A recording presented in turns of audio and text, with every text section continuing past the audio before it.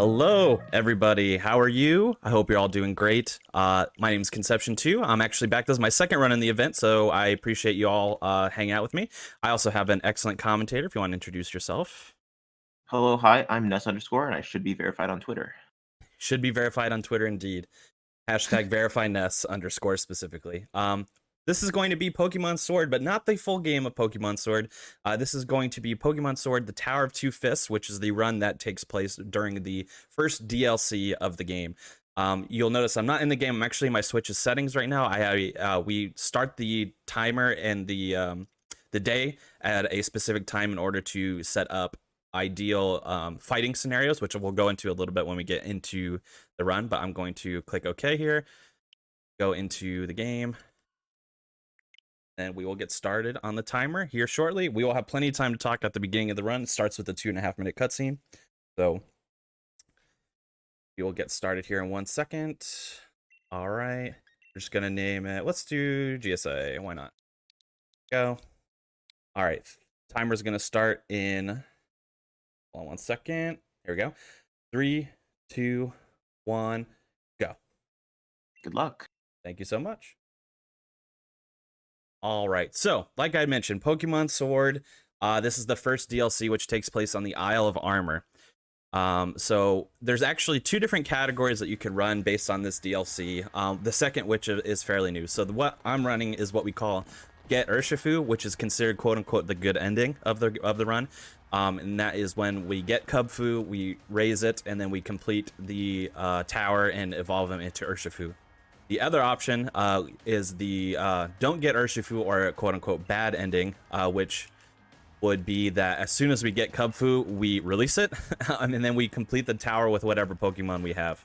But we are going to do the full thing, get Urshifu, do it upright.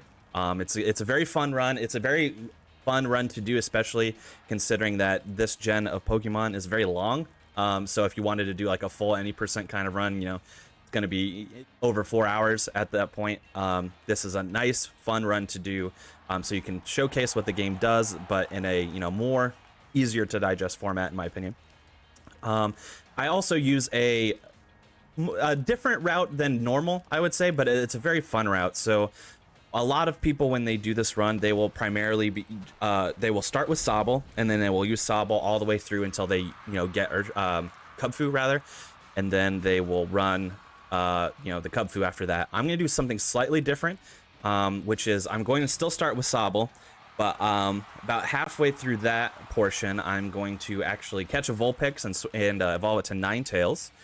And then I'm going to use a Ninetales for a while until we get Kubfu, and then I'm going to use Kubfu after that. So the reason why I do that is, one, I just think that route is fun and a good time to showcase, especially in a marathon format. It's really interesting. But two, it is ever so slightly more marathon safe in the way that if you are running a Sobble specifically, you have to get a Sobble with some stats that are particularly good. Mainly your special attack has to be pretty good in order to make it runnable. In this run, you do have to get a good enough Vulpix as well, but it is a lot easier to catch another Vulpix if you have to than it is to quit the game, restart, reload, get a new Sobble. Stuff like that. So it makes it a little bit more marathon safe. Plus, it's just a fun run to showcase. So that's what we'll be doing. The game does start off a little slowly. We have to go through our settings, go through some cutscenes and stuff like that. Introduce to the characters. This is Hop, ever so famous Hop. And then we'll finally get our first Pokemon, finally do our first battle, and get through some stuff here. So as soon as we gain control of the character, I'm going to actually pause and go into my settings and change some stuff. Yeah, that's actually kind of standard between all Pokemon runs. Just immediately changing your text speed, changing, like showing cutscenes in this game, right? Yeah. So it's an option to skip movies. I didn't mean to go that close to the door. I got a little close, but that's fine. There's an option to skip movies. That in this run, it's not super prevalent because there are not a lot of movies that we can skip, because we're not going to go into we're not going to get any badges. We're not going to do anything like that. But it skips like the cinematic cutscene kind of stuff. It doesn't skip cutscenes because you'll see there are plenty still. But yeah, we turn off movies, like you said, fast text speed, turning off battle animations, stuff like that. Yeah, and some of the older ones, I don't know if it's in this game because I haven't played this game, but you can change like the box that the text is displayed in. Oh, I haven't. You could. Maybe you can. I actually have never tried to do that. We don't mess with that for this. But there's quite the possibility that you could.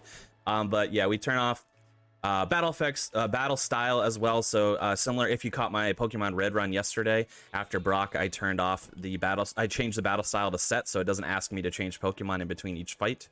So I turned that off as well. Nicknames, you can actually turn off the ability to give nicknames, which saves us a little time. In this game, nicknaming Pokemon into a one character thing doesn't save really that much time. In the old generations, it does because it's 1 frame per letter. But the text moves so fast, it doesn't really make a difference. So we turn off the ability to get nicknames. We turn off autosave just in case we get some save lag, and then skip movies.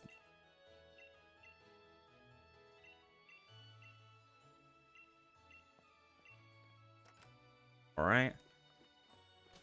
So now we're gonna go meet Leon, he's the current champion, also Hop's brother. In case you were wondering, at least for this run, I don't know how it would relate to the full like any % run. But in terms of what character model you pick or anything like that, doesn't matter at all. Or at least it doesn't make enough of a difference to be worth it. There might be something, if there are different, pronouns, he versus she, there's one extra letter maybe. But this run is short enough that it wouldn't matter. Things like that. So you can kind of pick whatever character you want. I'll name my character one character anyway, just because it's faster to do that. But, GSA, it's more fun. Yeah, I always like naming my characters funny things, even though it does waste a bit of time. Mm-hmm. It's always funny. Yeah, I love doing that too, especially in marathons. It's a good time. Now, yesterday when I ran Pokemon Red, I specifically still named a lot of my characters 1 letters, but that was mainly because it will mess up my RNG manipulation if more characters have to pop on screens. So I didn't want to make my RNG manipulation messed up. I had done that in a marathon run before where I just went ham with the nicknames, and then it messed with my RNG manipulation, so it made the run a little bit more interesting to deal with. So I knew that going into it, but this run, one, there is no RNG manipulation for us. We're just straight on plowing through the events of the DLC. And 2, it doesn't matter much anyway because the text moves much faster than 1 frame per letter. So yeah, RNG manipulation in the first 2 or 3 generations has been kind of similar. But then after Gen 4 and Gen 5, it kind of just doesn't exist anymore. So a lot of the Pokemon runs are kind of a mix between more accessible and a lot less accessible. yeah. Yeah, it kind of depends. So it's kind of depends on what you like to do in Pokemon speedrunning. Some people really like doing the RNG manipulation because there's a lot of technicality to it. And obviously it sets you up for the most success if you're able to do it well. But some people don't like the fact that you can just have they'd rather have a run that you have to adapt to in the moment because it's more fun for them, which is understandable. So it's all about, they'd rather, get situations thrown at them that they have to react to based on what their stats are, which is also a good time. So yeah, despite me not being able to count, I do like doing math in my Pokemon runs. Yeah, exactly. Yeah, doing math, figuring out your stats, figuring out your ranges in the moment. Yeah, it's a challenging time, but it's a good time. So, as mentioned, we do pick Sobble here. And as mentioned before, when I was talking about this Ninetales specific route, our Sobble stats don't matter really. If we have better stats, some things will go a little faster, obviously. But if even if we had like a really, really terrible Sobble in terms of stats, we could still use it well enough to get through the parts that we need. All right, make sure to click yes. Last time I did that, I accidentally clicked no on that, and you just have to go through text again. We don't need to do. And here is our first fight. This is against our rival, but really friend Hop. Unfairly, he gets 2 Pokemon to start off with, and we have just the 1. more fairly. Our Pokemon is definitely a lot stronger than his. Plus, we have the type advantage on his starter. Weirdly, in this game, your main rival will actually pick the weaker Pokemon in terms of type advantage. So before, you would think our rival would pick the grass type. If I pick the water type, he actually picks the fire type. And Leon takes the grass type in this situation. Let's see. So typically this fight, the Wooloo goes down in 3 hits. Okay, good. It looked like it might be a little hairy, but we got the crit to finish it out. That would just mean my attack stat is bad, which is fine. This is one of the only fights we use Pound, I think, in the whole run. Because now we get Water Gun, and we're going to use that pretty much exclusively. Actually, definitely exclusively, beyond the exception of weakening a Vulpix when we go to catch it. That's all we'll use Pound for. Yeah, Sobble is definitely more geared towards special attack, I think. Mm-hmm. Yeah, which is exactly why in a Sobble only route, your special attack would have to be high enough for you to use it, because that's a very important stat. But yeah, resets in this game though, like they take forever. Like it was kind of touched on earlier. Like if your Sobble is really bad, you're just gonna have to go through this like 10 minutes again. Yep, exactly. Not well. So like in a marathon setting, what I would have done was obviously I'd save right before I picked up the Sobble, but even so, then I'd have to go through another like 2 minutes of dialogue, and then start the fight. Also hope that Sobble is good, and if it's not, reset again. Or the other alternative obviously is to have a backup save file, but let's just go with the route that I don't have to worry about all that stuff.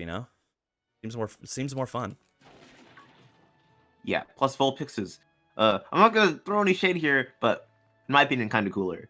Yeah, I think I'd agree, but that's also my Gen 1 coming through. That was the game I played most as a childhood, in my childhood, and that's still the Pokemon game I play the most today, because that's the game I run that game a lot. So, my Gen 1-ness likes that I get to use a Vulpix in a Gen 8 run. Yeah, Vulpix actually, believe it or not, despite being completely different types, has a completely different move pool than Sobble. So yeah. the routing is a bit different too. Yeah, and we'll get into it a little bit later in the run as well, but Gen 8 has a nice nifty feature where you can basically set up your Pokemon's moves at any level. You basically, what I mean by that is you have access to any move that Pokemon could learn naturally at any level, as opposed to having to level it up to get a certain move. So that makes the run very interesting. We'll dive into that a little bit later. That's a bit into the run. But for now, we're in the Slumbering Wilds. We have 3 scripted encounters here. There will always be 3 encounters. Squovit, Rookidee, Squovit again. So we encountered them. After the second one, Hop's going to try to interrupt us. If we don't mash B, we heal ourselves for no reason. So we don't need to do that. And here's our 3rd scripted encounter. And then we have an extended sequence with one of the legendaries in the game that we'll get to here in a second, where we can't do anything. You can't run from it. You just have to go through a few turns until it's over. Oh yes, interactive cutscenes. Interactive cutscenes, exactly.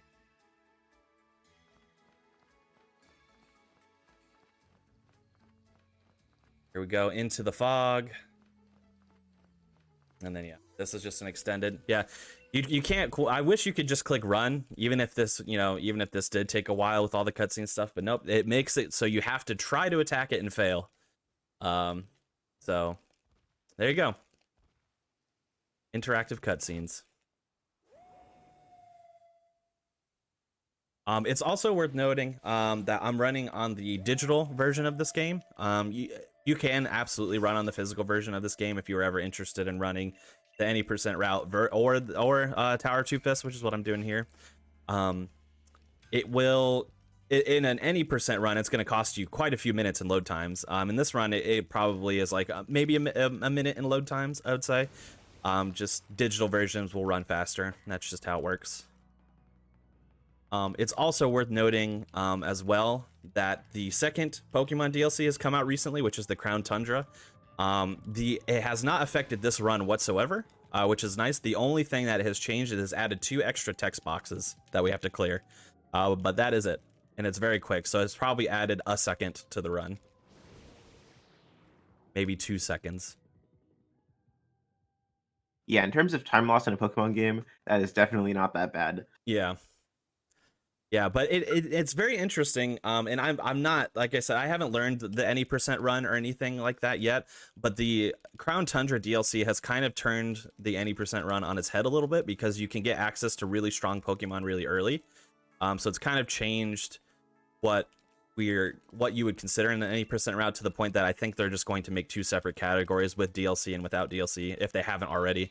Like I said, think they have already. I mainly focus on this, so I haven't been paying overly attention to the other categories. But yeah, because if you could in a run that includes DLC, you can go into the Crown Tundra first, get a super strong Pokemon, and just blast through the rest of the run, which is very interesting. So we gotta talk to Mom here real quick, and then things start to open up a little bit finally. We've been on mainly this one road this whole run so far. But things will finally start to open up a little bit.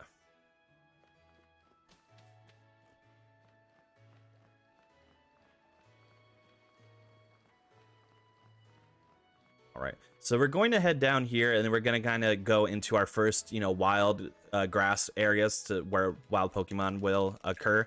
It's worth mentioning in this game, as opposed to older iterations of the game especially, it's a lot easier to dodge Pokemon because most of them will pop up like that. We want to have one encounter here, and we want it to be a Wooloo, so I'm glad one popped up. If it's a level 5 or 6, that's excellent. But the fact that it's Wooloo is good anyway. Oh, excellent. It's a level 6. So we're gonna catch a Pokemon here, mainly because if we catch a Pokemon, we're gonna skip the catch tutorial that happens on Route 2. But we also need an experience boost, and in Gen 8, when you catch Pokemon, you also gain experience. If the Wooloo is level 5 or 6 that we're going to catch here, we will be level 8 for the next fight, which is going to speed things up quite a bit. We can get that fight done a lot faster. So now we're going to be level 8 for our next trainer fight. Now, we only need to catch one Pokemon. If a Wooloo doesn't pop here, which can happen, I think Wooloo is like 15% to pop up at any given point there. So you'll usually see one, but if one never popped up, that's fine. You can catch anything there, as long as you catch something and get a little bit of experience.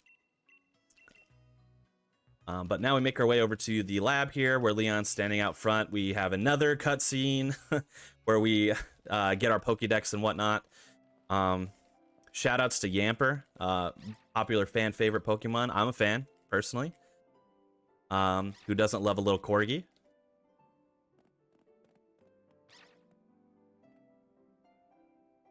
That's not a Pokemon. That's just a dog. That's a straight up dog.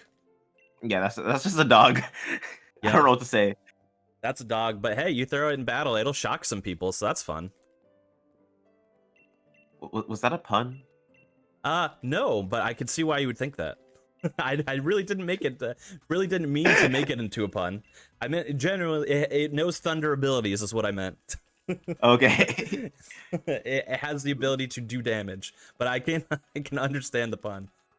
All right, yeah. So yeah, we get our Pokédex, which in this generation is a Pokemon, by the way. Rotom is like your phone, but also Pokemon, but also your Pokédex. A little strange, but we make do. Now we got our Pokédex. We're gonna get stopped by a gentleman out here who's gonna give us some potions, which are actually pretty handy. Especially if we have to heal in the early parts of the run, which can happen. And then we're gonna take a small detour after he leaves to go to the right of the lab here.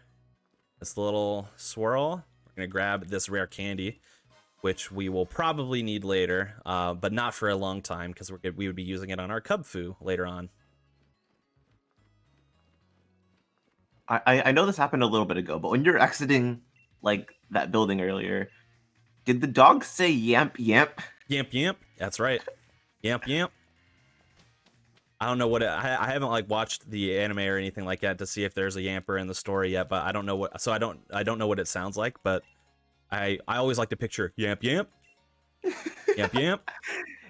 In my head, like I understand, like, yeah, the Pokemon is saying its name, but like in my head, I'm like, that's a dog. I should say like a bark or like a barf or something, right? You would think. It goes yamp yamp. Yamp yamp.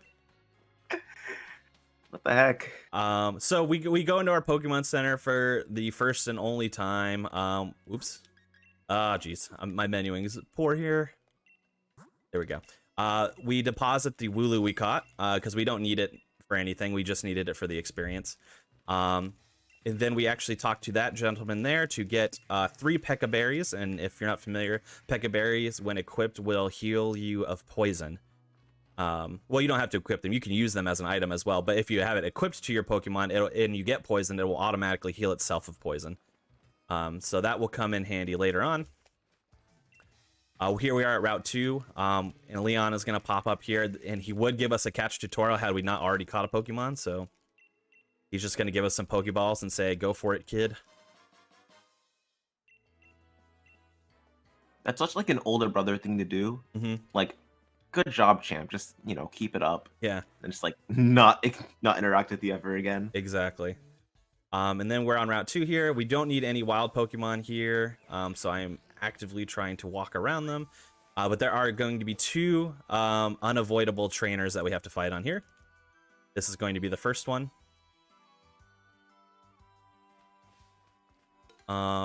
This child trainer, I can't remember his name at the moment. Jake, there you go. He has just 1 Pokemon, his Squovit. Because we are level 8, I think we have a chance of getting him down in 2 hits. However, I think our special attack is also pretty bad. So we'll see how it goes. All right, we're like right on the threshold here. Of course, we got crit. Which doesn't matter for our health. It just wastes time because the crit text takes a while to clear. And we did get it in 2 shots, though, which is nice.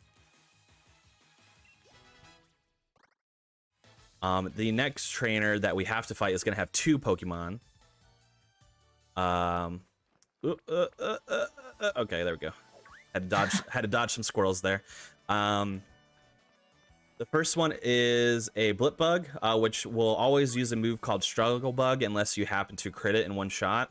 And Struggle Bug is unfortunate. It does a little bit of damage, but it also always lowers your special attack. So it makes the his second Pokemon, which is a Nickit, go a little bit slower. So if we got a crit, that'd be excellent, but I think that's only happened to me like once.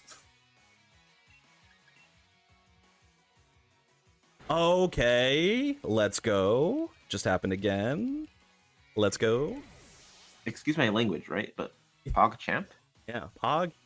And I can't say this clearly enough. Champ.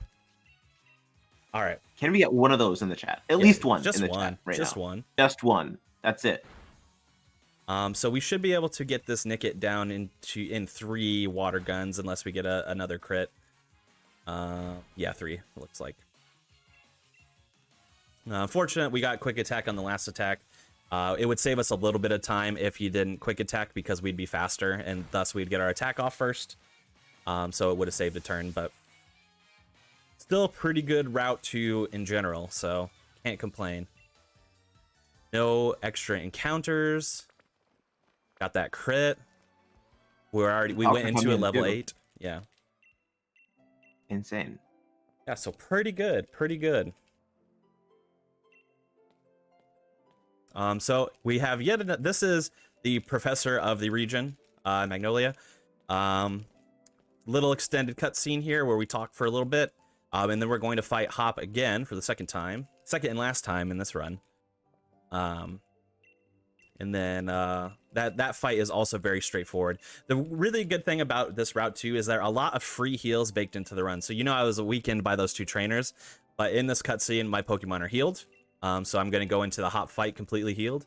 And then when I gain control after the Hop fight again, I will also be healed. So we get a lot of free heals. I assume that's why you only needed that 1 center visit, right? Yeah. And not to mention as well, so like in this run, it's also a very interesting run because we go to the Isle of Armor as soon as we possibly can. Therefore, we miss a lot of things. We don't have the ability to fly. We don't have a bike. So everything is going to be on foot for us, which creates some more unique challenges in terms of how to get to places fast. Especially the Isle of Armor, which is relatively like spacious. So like getting from one tip to the other can take a lot of walking if we have to walk. So we utilize a lot of death warps, which we'll get into a little bit later. So, and obviously when you death warp, we'll lose money, which we don't need to really worry about at all. But it just takes us back to where the nearest center would be, or nearest healing location, which on the Isle of Armor is always going to be the dojo. So when we're far away from the dojo and we have the ability to do so, we're just going to death warp so we get back faster. Oh, I didn't know they changed that actually. Yep. Yeah, because before it used to be, it would be the last place you healed at. Yeah, I think in the main game it still would be. You would still. I don't know that for sure, but I think it would still be the same thing. But I don't think they want, since we have to actually physically travel to the Isle of Armor. I think they just make the warp point the dojo, so I don't have to like go on mainland then take another like ride over to the Isle of Armor, because that would be really obnoxious. But it may even be so in the main game that you'll just travel back to the Pokemon Center of the town you're in. I don't really know. One thing to note in this hop fight, so we just water gun to win straight up. The only thing that that can cause time losses here, obviously beyond our stats being bad, is that the Score Bunny that he has will either use Tackle or Ember on us when it gets its turn. If it uses Ember, Hop will get like an additional like voice line in the middle of the chat, and it's something along the eyes of like, my Pokemon's fire burns bright as blah, you know, just perfectly anime dialogue, but it takes a while for him to say that out loud. And if he uses Tackle, he doesn't say that because it's not a fire move. So luckily we got the Tackle, so we didn't have to deal with that. Obviously, if we had Crit as well, a Crit is slow unless it kills a Pokemon in one shot instead of two, in this case. So even if we had one shot, the Pokemon still would have dealt with it because it would still probably be net faster. However, if we had Crit Hop in that fight at all, he also has a line where he says like, "Oh, a critical hit! I can't believe you did this!" Blah blah blah. You know. Just Hop has a lot of exclamations, is what we'll say. But luckily, this was our last encounter with Hop, really, in the run. Yeah, he says that like it isn't like a 1 out of 16 chance. Like, yeah, like learn the stats. And every time, in each fight, whenever we use a type advantage move, he's always like, "Oh, so you know about type advantages, eh?" Like, yeah, remember we talked about this the last fight. yeah, it's like, oh, remember? Like, I just reset my save so I could beat you up again. Yeah, remember? Remember my Sobble sucked last time. my Sobble was bad, but then this one is good, so can't believe you don't remember that. He's not even a true friend. Yeah, he's not. But now we have the ability to Dynamax. We find the Wishing Stars, put it in a band. Now we have our Dynamax band. We will use a Dynamax Pokemon once in this run, so you will get to see it. If you're unfamiliar, Dynamax is this generation's like gimmick evolution kind of thing. It just makes your Pokemon really big and really strong, basically. Yep, and we have exactly one fight that we utilize that for, but it's not for quite a while into the runs. All right, so now we have to make our way back. On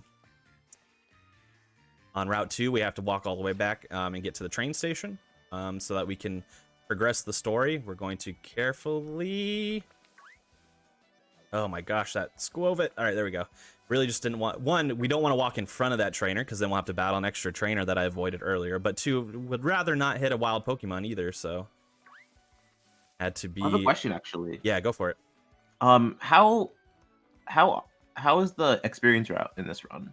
So I know in like some of the other Pokemon runs, the experience route's like super duper optimized. I don't know how it is for yours, especially because there's no manipulations. Yeah, so it's interesting. Experience plays a lot into this run, more so in the later parts than the beginning parts. One interesting thing in terms of experience that happens in the beginning parts, and we'll get into it a little bit more later, but when we're getting ready to go into the Isle of Armor, the first step what we have to do is that a Slowpoke will cross onto the tracks into the train station, and we have to catch it specifically. We can't just defeat it. We have to catch it in order to progress into the story. And how Pokemon works in this generation for catching is if you are the same level or above, you will have a much easier time catching a Pokemon as opposed to you being a lower level than that Pokemon. So at that point we will have our Ninetales and our Sobble will be level 12. or level 11. I can't. It's 11 or 12, but the Slowpoke that we're going to catch is the same exact level as the Sobble. However, our Ninetales will be out front. So what we'll do in that fight is we will weaken it with Ninetales and then swap to Sobble so that we have a much easier time catching the Pokemon. Because if we tried to catch it with Ninetales, who's going to be a lower level, it becomes very, very difficult to do so. And then experience is a huge factor into Kubfu, which is the end part. But we'll get into that a little bit later because we'll have plenty of time to talk about how we raise the Kubfu to be able to take on the tower. We'll have plenty of time. Also, shout out to this guy who loves his job so much at the train station that his sideburns are train tracks. I can't say I've ever been that dedicated. I'm speechless at that. What? Yeah, we'll see him again if you missed it, because I kind of mentioned it late. We'll see him again though. So this is the wild area, by the way. So that we progress the story exactly this far to the point that the wild area is open. We do not go into the next town at all. So we will get into the wild area a little bit. And that is to do a few things, which is to obviously catch our Vulpix, which is going to be in this wild area, but also so that we can get a Firestone that's in the area as well, so that we can evolve said Vulpix. But this is also where we're going to utilize Death Warps going forward here. We're going to do 2 Death Warps in the wild area to make it go a little bit faster. Now, the first one that we're going to do once we gain control will be on an Onix coming up here. And this is exactly why we set our day and time to a very specific day and time at the beginning, because it will cause specific Pokemon to spawn in the wild area. So this Onix can take its time in killing us, or it can kill us fast. It has 2 moves that damage us and 2 moves that don't. Curse is one that doesn't, of course. But we want to Rock Slide is what we really want to see, but Rock Slide has the chance to miss. But that would be the move that would kill us in 1 hit, guaranteed. Of course, we're getting Screech and Curse. Dragon Breath is fine as the other damaging move, but it will take us 2 Dragon Breaths to go down, unfortunately. So we do have to get it again. Onix, please. Onix, please. This is the best Onix I've ever seen. Yeah, Onix, please. Just defeat us. And now he has used Curse so much that I am faster than him, despite it. Of course, despite it being... There we go. Yes, okay, here we go. Despite it being significantly higher level than I am. But finally we go down. That was pretty slow, unfortunately. You really want to see if you can get it in the first few turns. But the reason why we Death Warp here, you might be wondering, okay, interesting. We just go back to where we got out of the train station. However, when you die in the wild area, that NPC that we were just talking to will say, hey, I see you're having kind of a hard time. Do you want to just go right to the next town?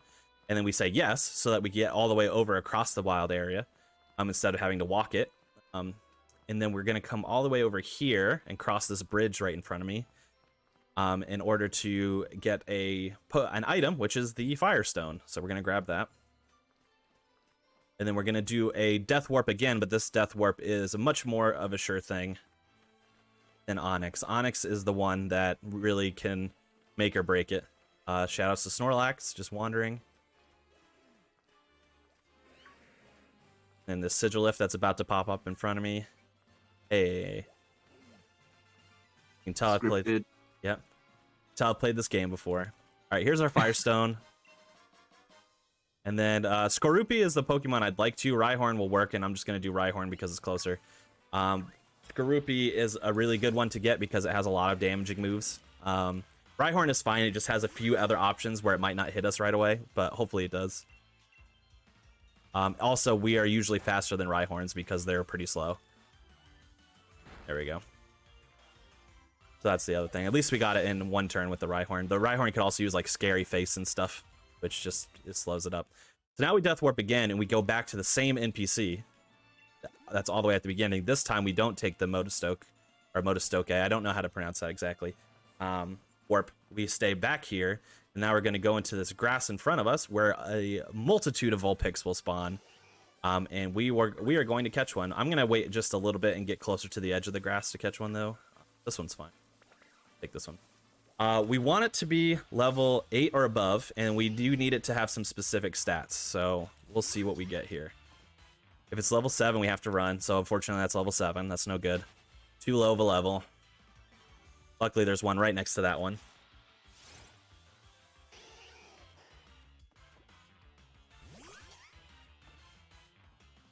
Level 8. Good. I wish it was level 9 or 10. That makes things a little bit easier, but that's fine. We take what we get. We just weaken it once and throw a Pokeball.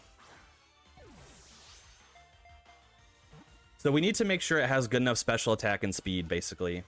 So right after this, I'm going to go into my Pokemon and my box so I can see the Vulpix's stats. And if the stats aren't good enough, I got to catch another one. But at least you don't have to reset your save. Yeah, and like I said, the Vulpixes are aplenty here, so... okay, so special attack is good. Speed is also good. So this is a perfectly runnable Vulpix.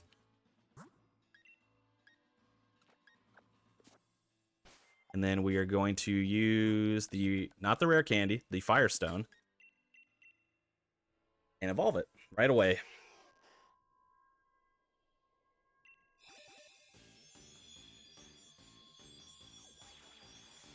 There's our Ninetales, rather.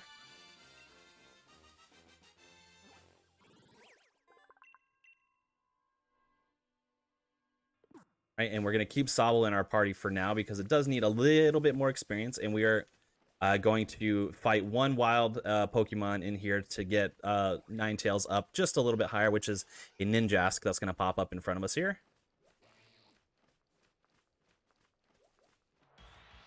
The reason why we do this Ninjask, it's decently beefy, but it also has very few moves that will damage. It can still damage, it can still give us a hard time, but it's just less likely. Because it loves to use things like agility and all that. Harden as well. You might have noticed as well, we have a Drought in the air, which will boost the effectiveness of Fire-type moves. Which is also very handy here. Oop, we might be dead, actually. Oh, no, we got 1 health. We're good. Calculated. Yep. I actually did do math in my head, but I thought I would just have more health. I thought I was gonna have like 5, but I had 1. So, hey. Yeah, I don't know like the calculation for that, but I was like, oh, those look like good rolls. Yeah, they did get good rolls, for sure. But also, I'm gonna heal this Ninetales a little bit because we do not want it to die either. But also, the stats that I look at mainly for our Vulpix are, like I mentioned, special attack and speed. So I don't pay as much attention to things like health or defense. So I didn't fully like take into account what the stats were in those regards. I was mainly concerned as whether or not my Vulpix was powerful enough. But now we get to leave the wild area. Here's Train Tracks guy again. We'll see him a little bit more up close later on. We're going to travel back to Wedgehurst, which is the town we were in before, and we're going to quickly pop into their Pokemon Center. There's Train Tracks guy again. And that is Klara, who is a key part of the Isle of Armor DLC for Sword. The reason why we are popping into the Pokemon Center is not to heal or anything. It is, as I mentioned before, the mechanic in Gen 8 where you can speak with somebody to set up the moves for your Pokemon at any given point, no matter what level they are. So we are going to talk to this individual and teach my Ninetales the moves that it's going to use for the whole time that I'm running with it. So the moves that it's going to end up with are Nasty Plot, Flamethrower, Safeguard, and Fire Blast. All at level 10 at the moment, by the way. Yeah, keep in mind that like immediately getting a Ninetales from Vulpix just like increases its stats by like quite a bit, and then you just have access to all these moves. Just makes it really safe. No, I'm not gonna say really safe because I don't know, but pretty OP early game. Yeah, it's definitely very powerful. It's mostly safe. Again, it's all dependent on the stats. So if you don't get a runnable Vulpix, that's a problem. But it's not too hard to have to reset if you don't either, because you just catch another one. Yeah, I know in the Shield any percent route, it goes. You get like a Sobble or something. Actually, no, you get the fire one. I forgot what it's called. Score and then Bunny, you get Score Bunny, and then you get a Growlithe. and then immediately evolve that into an Arcanine. So yeah, it's kind of similar. Yep, very similar. And then you do the same thing as well with that Arcanine, in which you teach it the specific moves you want it to know. In the shield route as well. So here's the Slowpoke rather I mentioned before. Oh, so it's a little. You want to get it directly. Weirdly enough, you want to talk to the Slowpoke directly head on. I was a little bit over to the right, so I actually had to wait like a second while it turned to talk to me. That's Slowpokes for you. They want to go slow, at least for now. So we're gonna flamethrower the Slowpoke once. It's like that. Ooh, burn condition. It's fine, sure. A little slower actually, but it probably makes catching it easier. But it's not really that difficult to catch it to begin with. So, so we weaken it with Ninetales, swap the Sobble, and because they are the same level, and now the catch condition will be a lot easier to manage. Is there a risk of dying? No. And so obviously I had to heal my Ninetales. I probably would have died with my Ninetales. However, so with the Galarian Slowpoke specifically, does not know a lot of water moves, so it's not going to take out our Ninetales very easily. It's a Psychic Poison type with the Galarian version, so switches it up a little bit. But yeah, I did have to heal my Ninetales so I didn't die to Slowpoke. But that is specifically because I had 1 HP. So. Alright, so now we finally are going to go over to the Isle of Armor. And things really open up now, which is good. Here, yeah, the two text boxes that are added with the Crown Tundra are right there. Because before it just says, oh, I see you have an armor pass. You want to go to the Isle of Armor? But now he says, I see you have an armor pass. You can also go over to the Crown Tundra. You want to go to the Isle of Armor or the Crown Tundra? Those are your 2 text box additions.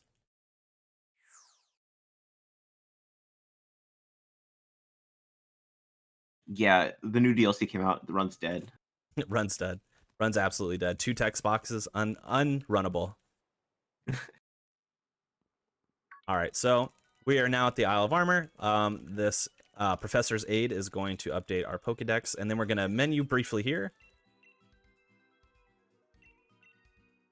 We're going to do specifically our Pokemon menu, go into our box to deposit our Sobble Slowpoke combo. I'm also, since I'm already in my menu, going to give the Ninetales a Cherry Berry, and that is specifically for later, actually. It's not going to be for this fight. But we're getting ready to fight Klara, who is this poison type user that we saw. And she is kind of our main antagonist for the DLC, so we will fight her several times. And the first of which is coming up just as we leave the train station here. But the Cherry Berry, that is a berry that will heal paralysis if you are paralyzed. That's actually for the fight after Klara. But to save a menu, I'll just do it now. Then I am going to buy some stuff here. Go.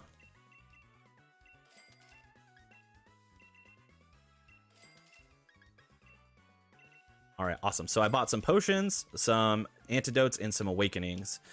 Pretty all standard, Pokemon items. Potions heal you, antidotes will heal you of poison, and awakenings will heal you from sleep, which we will see the points in which we can fall asleep later on.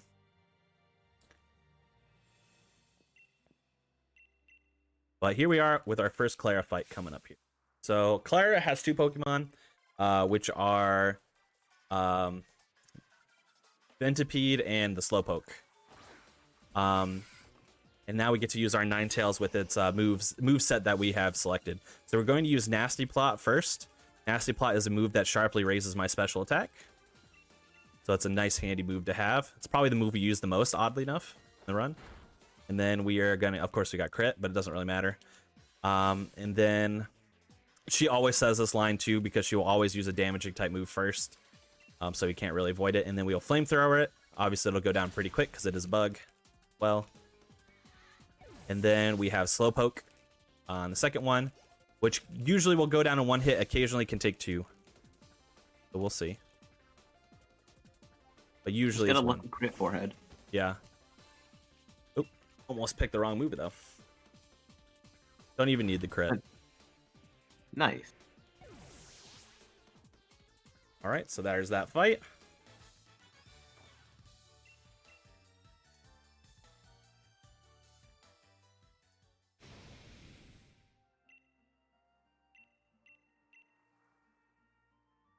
See, now we get a nice little cutscene there, of course. And then we get access to kind of the whole island. We're going to go right to the dojo because that is fastest and easiest for us to progress the story, of course. Despite Klara telling us explicitly that not to go to the dojo, but that is just because she's jealous.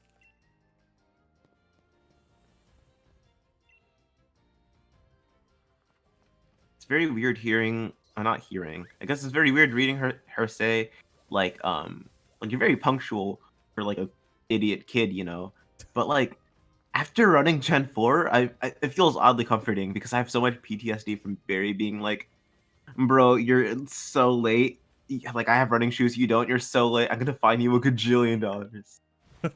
I have PTSD from that, dude. Oh yeah, the rival well, the rival dynamic has gone through some interesting changes as the generations go on. You know, you get Gen 1 and then, you know, your rival just absolutely doesn't like you. Just it says you know, always says smell you later, blah blah blah. Always says that you're weak, always says that you can't beat him. Despite, like, especially in the speed run, I'll stomp him in like 30 seconds and they'll be like, "Yeah, you need more practice, but I'm going to head out." You know, stuff like that. But and then you get Hop in this one where you guys are, you're like family almost. But then you also have Klara in the DLC and she's just like, "Well, you're good, but I hate that."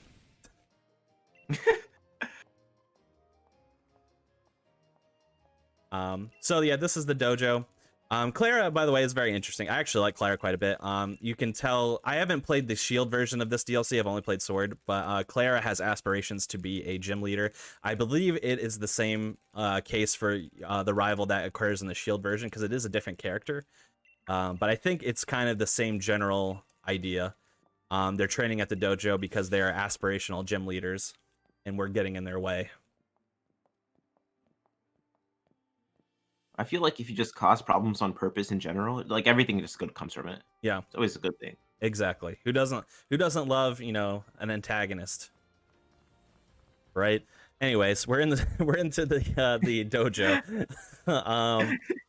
And then we're going to meet the head of the dojo, whose name is Mustard, weirdly enough. You'll also notice when he turns around, his eyebrows grow past his chin, which is also very interesting. That's Pokemon for you, though. And then we're gonna fight Mustard, and that's the Mustard fight is exactly what the Cherry Berry is for. The first Pokemon he's gonna throw out is a Mean Foo.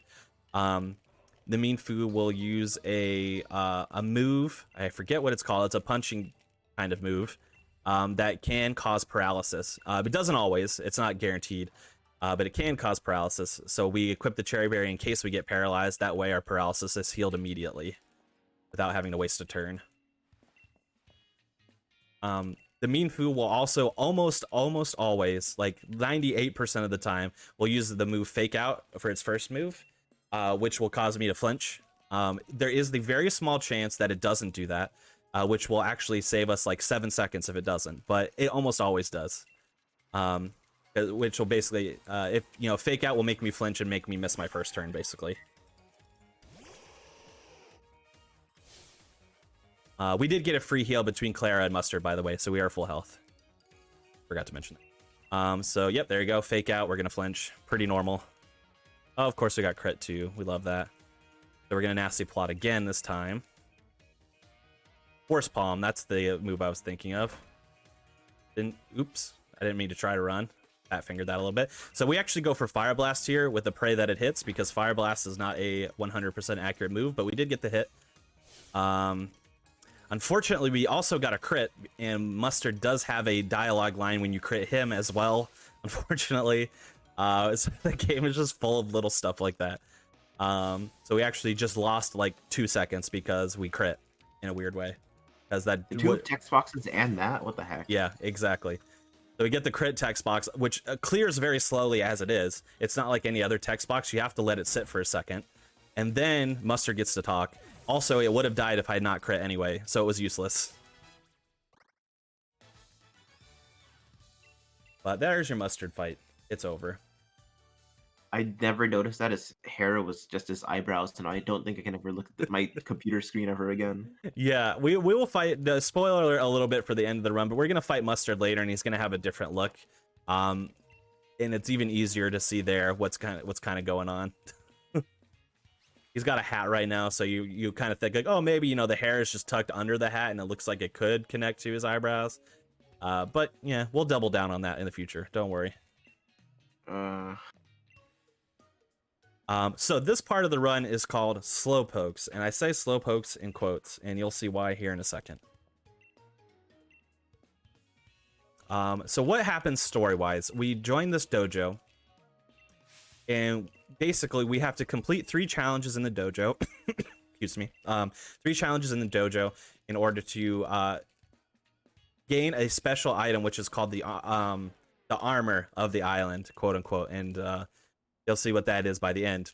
So the first challenge involves Klara, who wanted the nice dojo uniform that I'm now wearing. She had it in her hands, but these slow pokes just snatched it out of her hands, and you might be wondering why they're so slow, except they're so fast. These are fast pokes. Our first challenge is to catch and defeat all 3 of these fast pokes.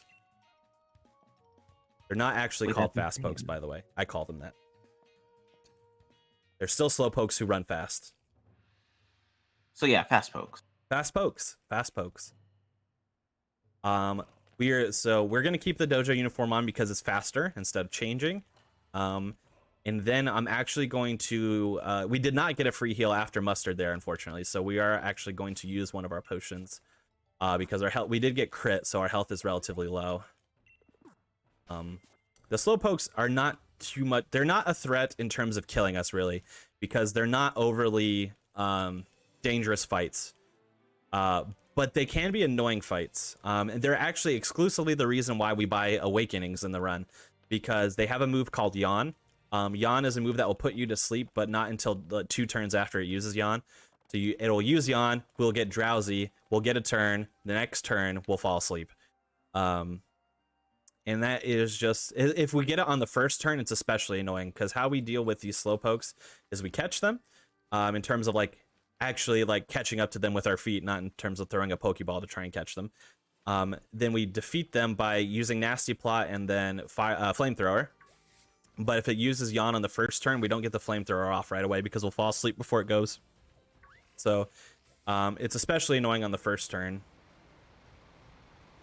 But here's the first one. Oh, it's a fast slowpoke. Really should have just called it a fast poke, but missed opportunity, Game Freak. Of course we get Yawn. 100% missed opportunity. Yeah. That'd have been so funny. So we get Yawn. So we're gonna fall. So we're gonna get this. So it does take 2 flamethrowers to take out. So we're gonna get the first one off, but we're gonna fall asleep. So now I got to go into our bag and use the awakening. Just slow, not dangerous, just slow and annoying.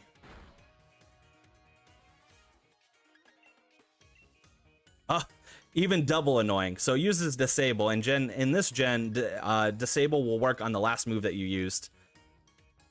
So because it used disable, and the last move I had used before I fell asleep was flamethrower, it disabled my flamethrower, which wasted another turn because I tried to use flamethrower that turn. So then I had to opt for fire blast, which again is not a 100% accurate move. Luckily it hit, but that's basically as slow of a slowpoke fight as you can get. So now it's living up to its name.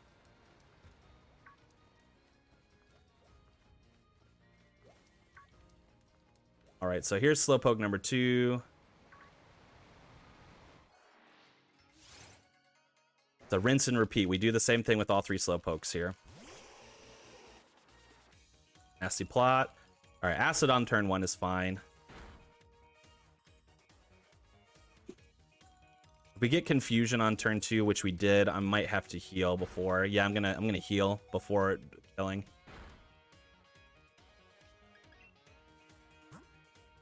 Because no matter what move he chooses to use next, we'd probably die, and confusion definitely would have killed.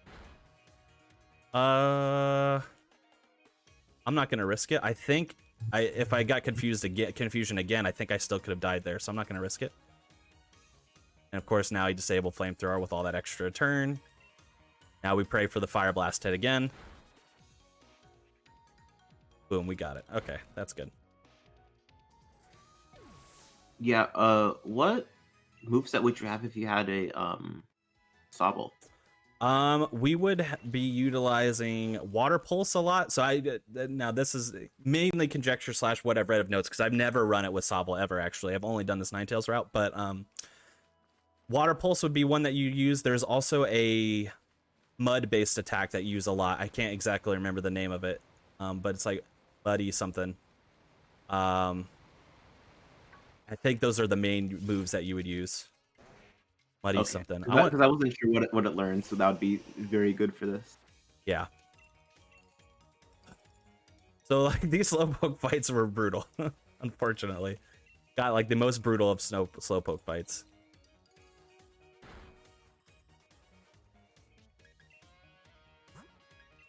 All right, so we fell asleep again. All right, at least we didn't get disabled this time. Oh, but we didn't. Absolutely unbelievable. Please just hit. If it misses, we're gonna fall asleep again. Okay, good. Unbelievable that I had to resort to fire blasting all 3 slowpokes. In absolute insane luck. Doesn't waste a ton of time, but I lost like 30 seconds to slowpokes there, just for the record. Which is kind of unreasonable. In a PB attempt, I would have reset that. That's just insane. Just insane. At least you didn't die. Yeah.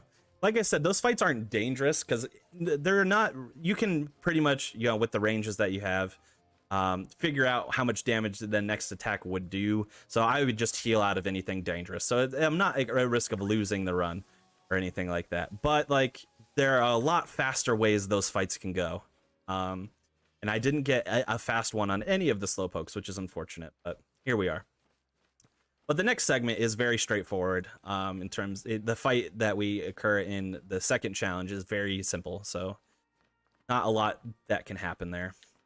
But here we are. We go back to the dojo. This time we don't death warp this time because setting up a death warp would probably actually be slower. Because we're not super far away from the dojo when we do the slowpokes. By the way, that whole challenge was also about getting Klara's uniform back, and she gets it back and never wears it. So I don't really know why she made such a big deal. She stays in her gym leader attire instead. Also, I'll ask you, Ness. So we get a choice here to choose Bulbasaur or Squirtle. Which one should I choose? Doesn't matter at all. How about Bulbasaur? Just because any percent no safe corruption. Let's go. Bulbasaur it is. Shoutouts to Gen 1, any percent no safe corruption. Yeah, what a great run. Nice, solid 12-minute run. 11 to 12-minute run at the higher levels. So we choose, so we get our choice of Gen 1 starter here. Charmander's not an option, so we have to choose between Bulbasaur and Squirtle. For my route, it doesn't matter at all. And unfortunately, they're going directly into the box. So, but, it's always nice to see them. It's good. You get to see that little Squirtle tail wag and Bulbasaur smiling face and think fondly on your Gen 1 good times. But, Bulbasaur always looks so happy. I love that. I love that for him. He's just so happy to be here. One thing I do like about this game is that whenever you have choices of Pokemon like this, there's always a good option for the Pokemon you don't choose as well. So you're not just left wondering like, all right, is it just going to sit in cold storage for a while or something? There's always a good option. So that's good for that. I like that. All right, so we're going to deposit Bulbasaur here. We're going to heal 1 potion on Ninetales.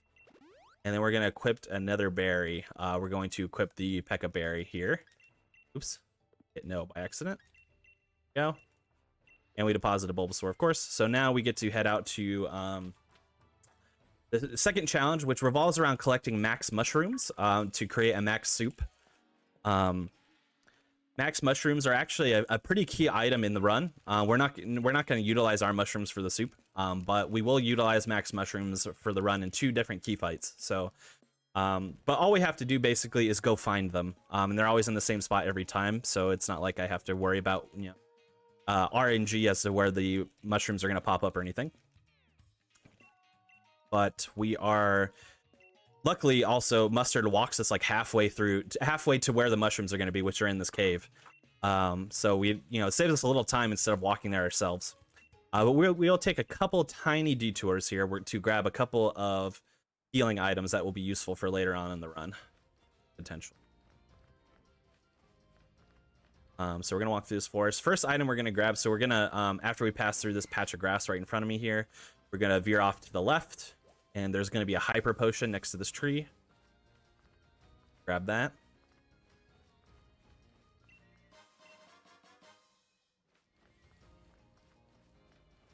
And then we got to walk a little bit of ways. Again, just trying not to run into Pokemon in the grass. Very much like that you can see that Pokemon are popping up in this generation, so there's not just that random RNG element of hitting an encounter or not, or having to focus on using repels or anything like that, which is very nice. You just kind of avoid them, which is good. Yeah, I'm so used to seeing people being like, I can take these 5 steps, it's fine, and then like second patch of grass, they get it.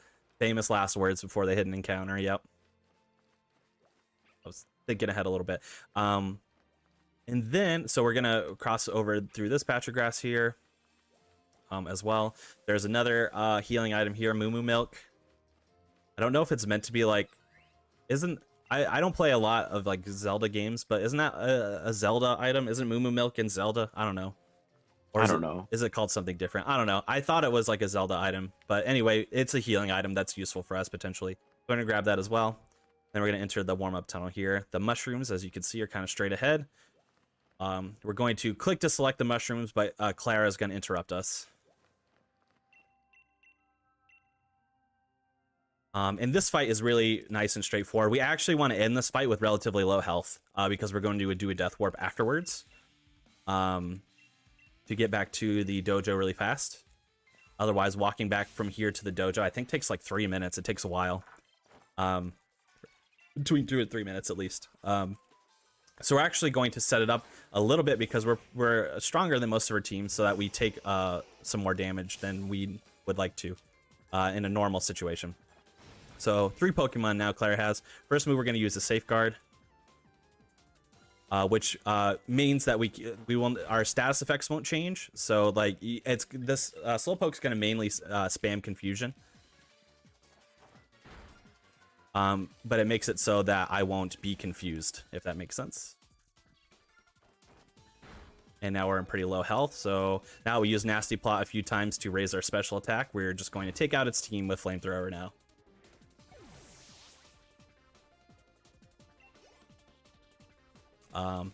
Coughing is nothing to us at this point. Flamethrower, bye-bye, especially with our special attack double buffed right now.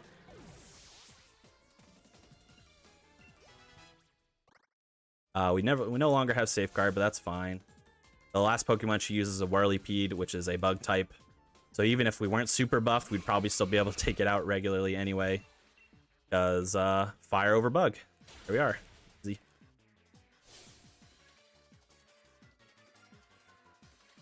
What am I, a super effective move machine? Yes, Klara. Yes, indeed I am. I am a super effective move machine. That's kind of how beating you up works. Just use the fire move and then it kills all your pokes. Yep. Precisely. So we get through Klara. That's a very easy fight. Really nothing to do there to focus on as long as we set everything up properly. And now we're going to do a death warp here. We are going to do it on a Sandshrew in the tunnel. Specifically because that is the Pokemon that can damage us the easiest in the tunnel. So hopefully we get one that pops up soon. Torkoal there is a very bad option because it is a fire type. And its main damaging move is a fire type move. So that would take a while for us to down. But the Sandshrew here has Rollout, which is ideally what we'll see first, because I think that could take me out in 1 hit, if not 2. But it also has like False Swipe, I think. That will do some damage on us. Oh, Bulldoze as well. That's a great one. Perfect.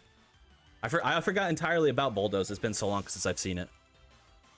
So that was pretty fast. We had to wait for a Sandshrew to spawn, which is a little slow, but we did get the 1-turn Death Warp, so that's nice. It's a lot better than the Onix. Yes, a lot better than the Onix. So now challenge 2 is complete. We're automatically back into dojo. Not to mention with the Death Warp, we get a free heal because of that. So that's very nice.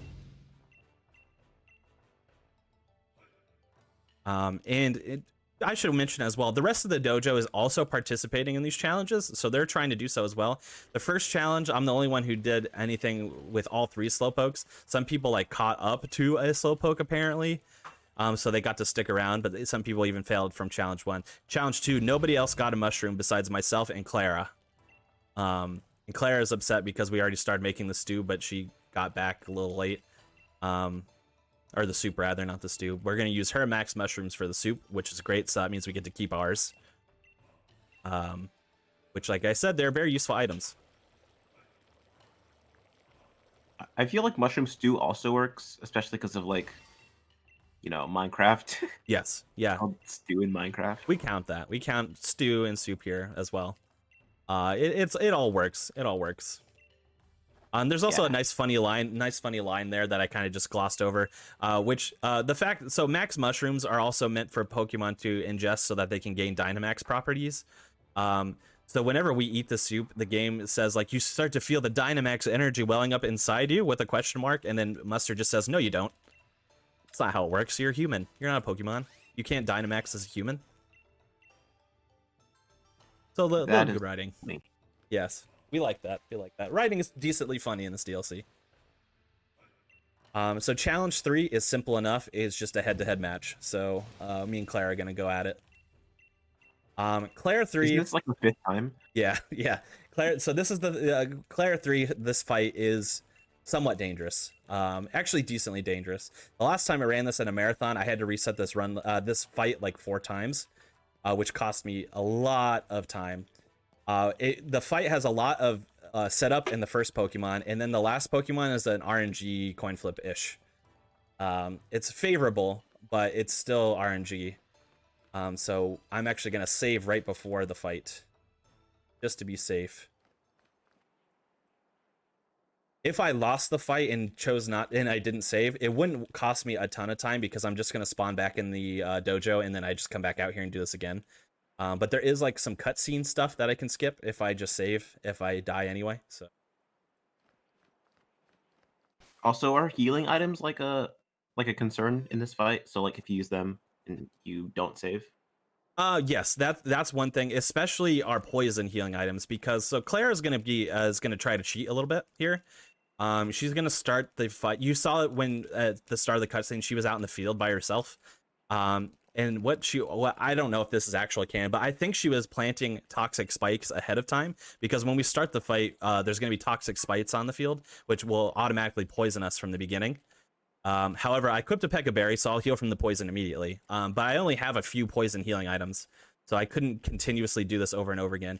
The main concern, actually, is the fact that we use a max mushroom in this fight. We only have 3. And we need to use 1 more in the run later on. So I would have 1 to spare if I chose not to save, but it's really not worth it. Things would get dangerous, so let's just save and make it easy. So Skorupi's first, and Skorupi is a Pokemon we're going to do all of our setup on, and there's an extensive setup here. Yep, so like I said, she cheats, poison spikes, poison, but then we healed immediately. This is also the Dynamax fight that we're going to do. So we're going to start with Safeguard because Skorupi is just going to spam Poison Fang, but now I can't be poisoned because of it. Next up we're going to use is the Max Mushrooms, which are a really cool item. It buffs all of our stats, every single one. So really good. Now we're going to use Nasty Plot to further buff our special attack. I'm not going to risk that. I could risk that, but I'm actually just going to heal that off. I think I could have survived it. Yeah, I would have survived it, but if I had gotten crit, for example, I would have died, so not worth it. And then we're going to Nasty Plot again, and that's the extent of our setup. Now we're going to Flamethrower. So the setup's good. We survived the Skorupi. The Skorupi is a hassle if we get crit on, mainly, which it seems to have like I seem to get crit on by that Skorupi more often than not, but maybe that's just my own luck. I don't know what that is. Now, the next 2 Pokemon, which are Weezing and the Whirlipede, are nothing, especially because we're going to Dynamax. I always really like this. So we get this long animation, right? So my Ninetales is gonna get super buff, super big, blah blah, and it's like so epic, and it's meant to like make you feel something, right? And then watch the actual fighting go down. Ready? So epic, super cool Ninetales. Here's the fight. Dink. Voila. Wow, super cool Ninetales. Just like dinks this wheezing. So we That use is a cinematic masterpiece. yeah, exactly. So we're gonna do the same thing for all 3 of the last Pokemon. The last Pokemon she has is a Slowbro. The Slowbro is the RNG portion because the Slowbro has an ability called Quick Draw. If Quick Draw is activated on the first turn, that means Slowbro is going to go first regardless of our speed.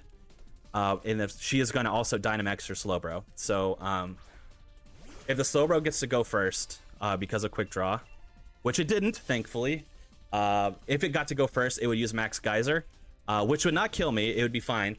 But right, because I've used Fire Blast, and Max Flame specifically, rather, it has made it so that fire type moves are boosted, so that my fire type attacks are doing a lot more damage. If it got to use Max Geyser first, it's going to change the weather to rain, which actually not only takes away my flame boost, but also lowers the effectiveness of my attack, because rain is water, pretty self-explanatory.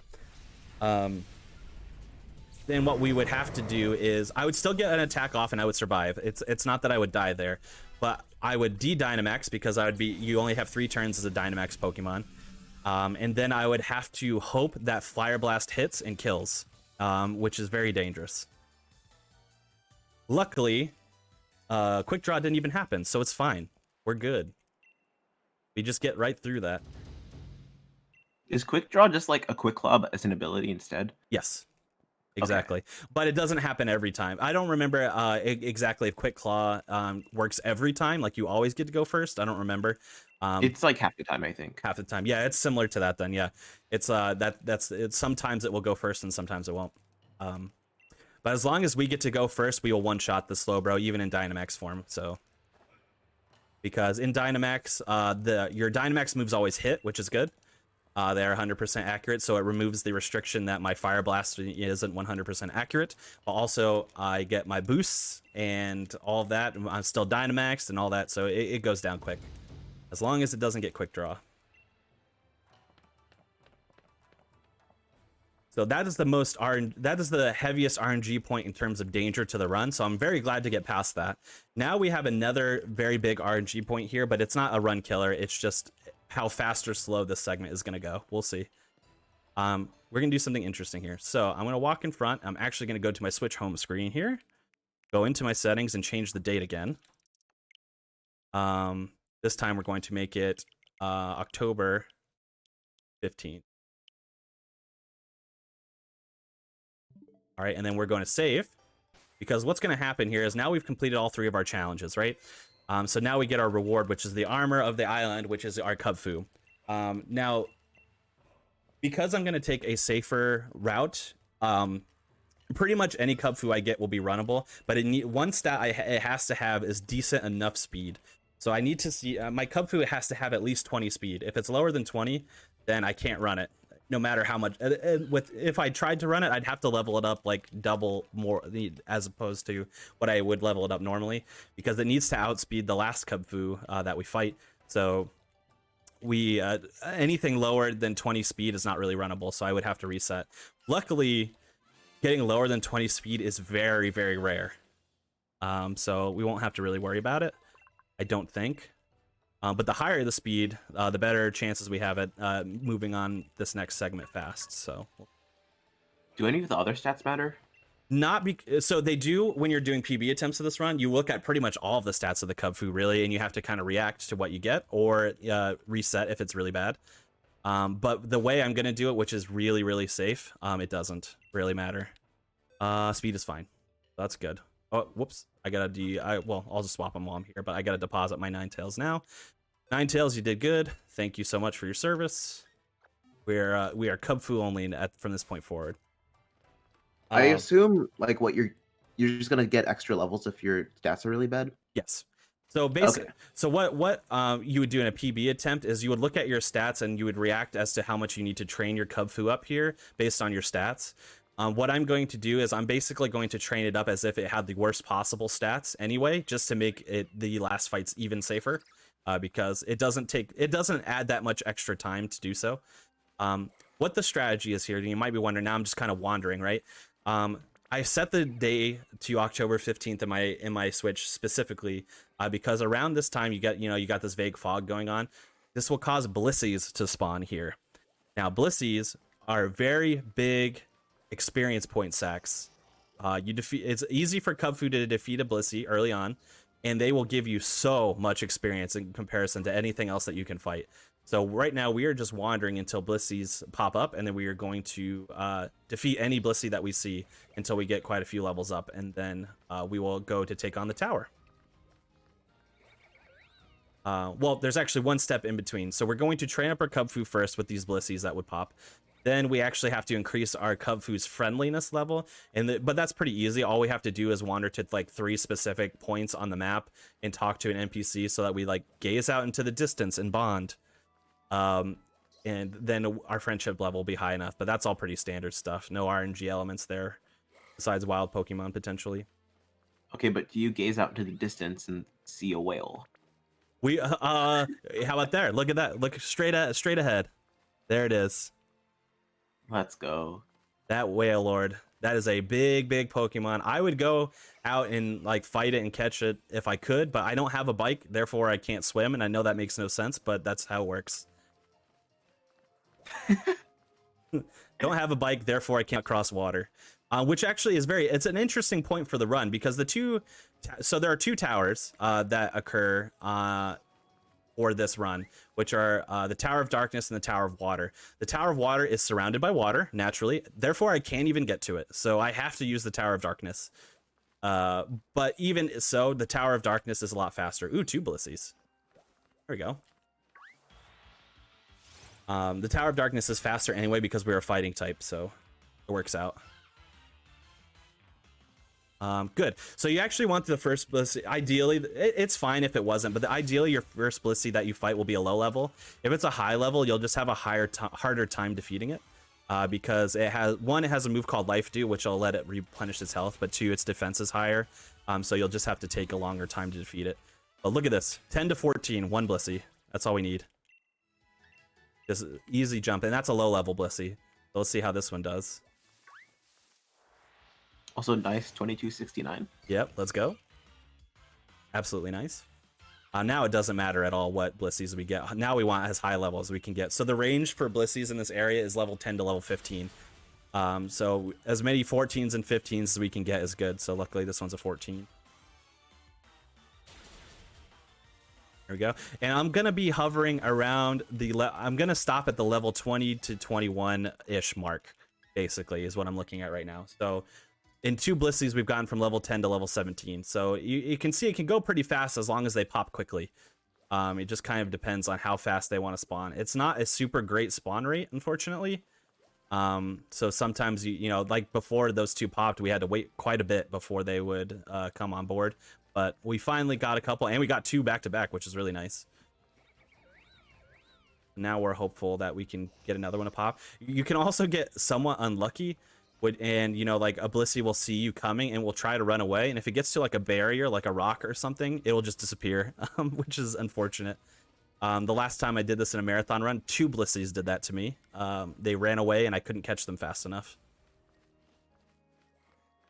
It's very weird seeing this, like everything's so low level, because the last time I've seen this DLC was at GDQ. Yeah. So yeah, Etiquette did this, did a Pokemon Shield any % run, but had the DLC added as a bonus to meet. So when Etiquette did it, so he did it almost when his any % run was complete. Because again, you can do this really at any time as long as it's unlocked. So he did it, you know, when his Pokemon were like already level like 50 or 60-ish, if I remember, or maybe 40 to 50-ish. So I think it was like almost 60. Yeah, something like that. So, and instead of his Cub Fu being low level, he actually had to train his Cub Fu up to like level 40 something ish. But the strategy was the same, which is that we want to get fight Chanseys and Blissies in order to get the those experience sacks and level up quickly. You're not. Yeah, I know the level changes after you meet some condition in the main story, but I don't remember what it is. I actually don't know either because like I said, I've only. Oh, well, that's an unfortunate Abra run in, but that's all right. I would say I'll just defeat it, but if I don't one shot it, it's gonna run away anyway, so I'm just gonna run. Because all it knows is teleport. Hey, no. Oh, darn. Another Pokemon got in my way. I'll just defeat this Bunny Airy too. That Chansey will still be there after this fight as well, so hopefully I can get to it before it reaches that wall, or else it's gonna disappear. Yeah, see, you can, in comparison, the other Pokemon really do not give you as much experience. There we go. Yeah, that was only 210. We were getting like 2,000 per Yeah. Blissey. Yeah, thousands and thousands. Level 14 as well. Let's go. How many level 14s was that already? 2? Yeah, we did a level 11 and a level 14, and this one's a level 14, so that's 2. Yeah, for every level 14, 15, can you get a Pog champ in the chat? Yeah, it's just gonna expedite the process. Yeah, we're just gonna game so hard on the twitch.tv/speedrun livestream right now. This is real gaming. Jigglypuffs are also a slightly better option than most. So like if I was like, I'm gonna fight one more Blissey, and if for some reason it's a low level one and I don't quite hit level 20, I'll probably fight a Jigglypuff because that'll probably get me over the edge. They have they don't have Blissey level experience, but out of all the Pokemon that pop up here regularly, they're the highest. And I can also defeat them rather quickly. So I will. If the Blissey I fight is relatively high level, then it won't matter anyway. I won't have to fight anything else. All right, one more Blissey. Come on. Come on.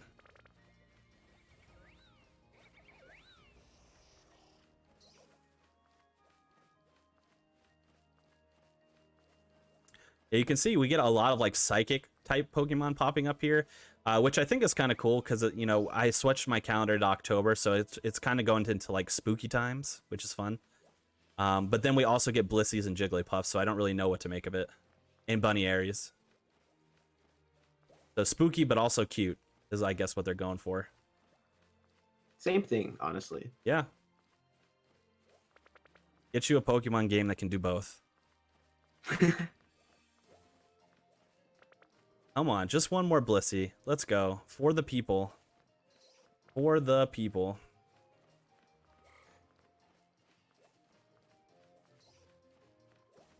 Come on.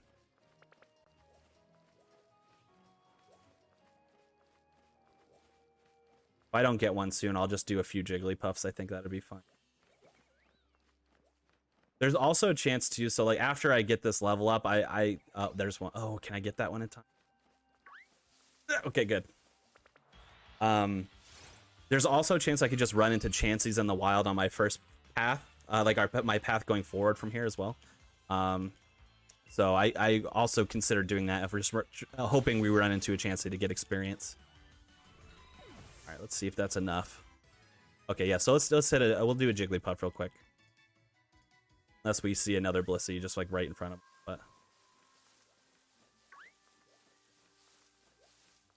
All right, Jigglypuff. Yeah, for all the new people though, because I've been seeing the question in chat just a little bit. What is this category? Yes, so this category, it's called Tower of Two Fists. So if you're trying to look for it on speedrun.com website, it's actually in the Sword and Shield category extensions board. So it's called Tower of Two Fists, and you'll see when you go to the Tower of Two Fists tabs, there's actually 2 different versions. One is Get Urshifu, and the other one is Don't Get Urshifu. I'm running the Get Urshifu run right now. Okay, awesome. So now we are level 20. That's perfectly fine. We are going to move on. And then I mentioned this a bit at the beginning. The Get Urshifu version is also like the good ending version of this run.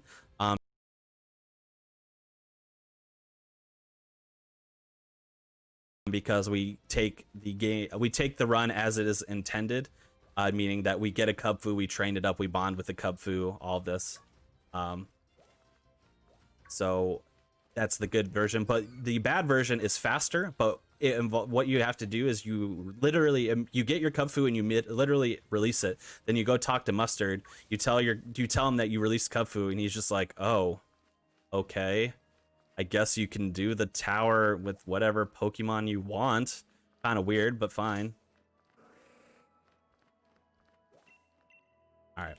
So these are our points where we just look out on the horizon and bond. Again, this and what's really funny about it is that all three of the points that we look at are not particularly nice looking right now. The tunnel doesn't really change because it's unaffected by outside weather, but like the next two are outside, and the weather is purposely like foggy and bad right now. So we'll just like look out onto the horizon and see like pretty much nothing aesthetically pleasing, and then your Kubfu is like, wow, this is so cool.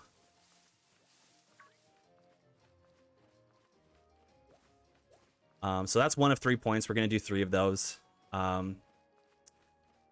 Second of 3 points is actually the second and third of 3 points are actually pretty close to the I forget you can't walk in between there. The are actually pretty close to the cave that we got our max mushrooms in.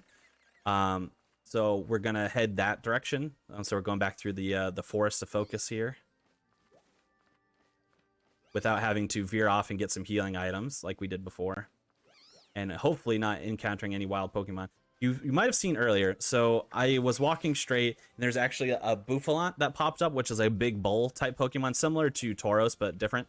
Bouffalant is a really dangerous Pokemon to see in the wild, because if it spots you, it charges at you. So you'll probably get hit into an encounter with it, because it just runs right at you. And you are slower than it on foot. If you're on bike, you could probably get away, but on foot, you're much slower. So anytime a Bouffalant just pops up in the middle of my screen, I'm going to take a wide berth around it so it doesn't see me.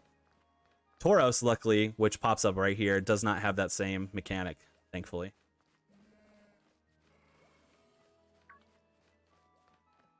So second, Tauros just looked at you with that question mark. Yeah, like who does this person think they are coming up in my grass? Like they're too good for you to like, for them to charge at you. Yep. Exactly. So we come up on the stairs here for the lookout point number 2. Again, not really great looking. Weather's not awesome, so not much to. Yeah, I mean, I guess you can see like the tower in the distance, and the trees are nice. That's fine. But point 3 is absolutely terrible, which you'll see shortly.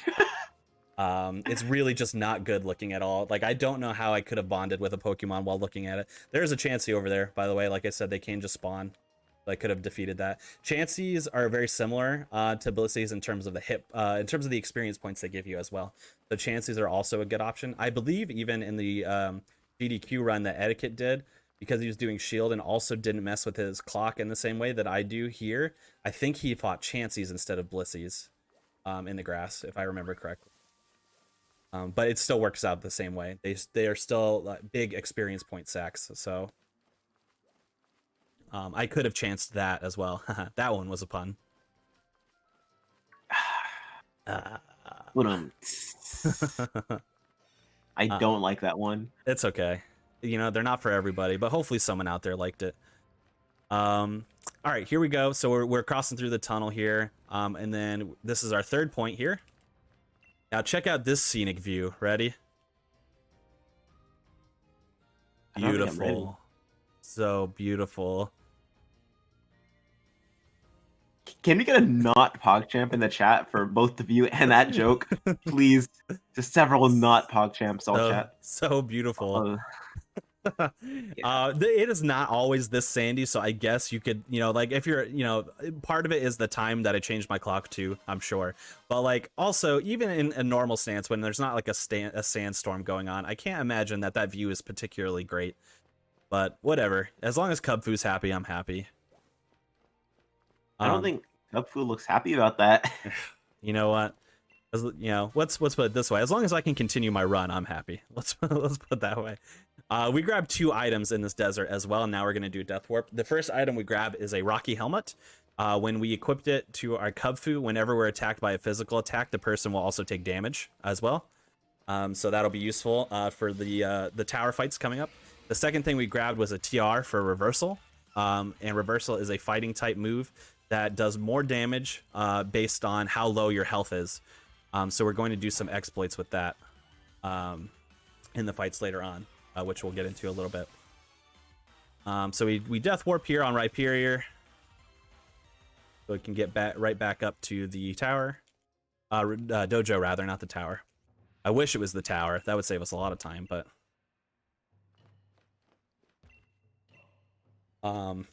Yep, as long as we get the this little cutscene break where we're all standing up and Mustard's checking out my Kubfu in this regard, I can tell that my Kubfu's friendliness level is high enough that we can move on with the story. So that's good.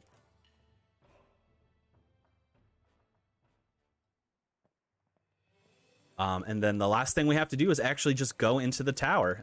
So we're getting close to the end of the run here, pretty decently close. We're still quite a few minutes away, but like this is the last part of the run basically.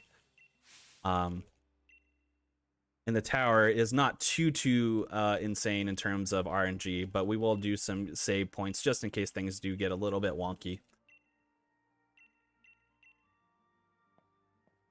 We actually, the tower is one of my favorite parts of the speedrun because we get to use a lot of different exploits and mechanics in combat, which is nice.